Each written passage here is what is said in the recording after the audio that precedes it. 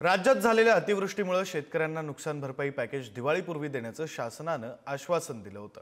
मात्र वास्तवात प्रधानमंत्री पीक विमा योजनेअंतर्गत शेतकऱ्यांच्या खात्यात फक्त 3 रुपये, 5 रुपये आणि 21 रुपये इतकीच रक्कम जमा करण्यात आली। या थट्टा करणाऱ्या अल्प रकमेमुळे शेतकऱ्यांमध्ये संतापाची लाट उसळली असून त्यांनी या कृत्याला शेतकऱ्यांची आर्थिक थट्टा असं म्हटलं। यावर प्रतिकात्मक आंदोलन करत अकोल्यातील शेतकऱ्यांनी तब्बल 21 रुपये 85 पैसे इतका चेक लिहून जिल्हाधिकाऱ्यांमार्फत संबंधित विभागाला पाठवलाय।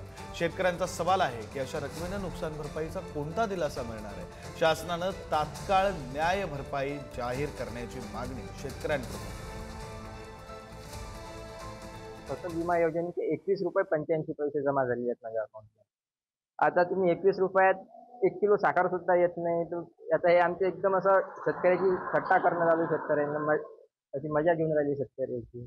काय पेरलं होतं यावर्षी? यावर्षी मी कपाशी पेरलेली आहे आणि मूग पेरलेला आहे। आता कसं होतं? आता हे जे आम्हाला 21 रुपये 85 पैसे जो विमा आला तो चेकद्वारे शासनाला परत करायसाठी आलेला आहे।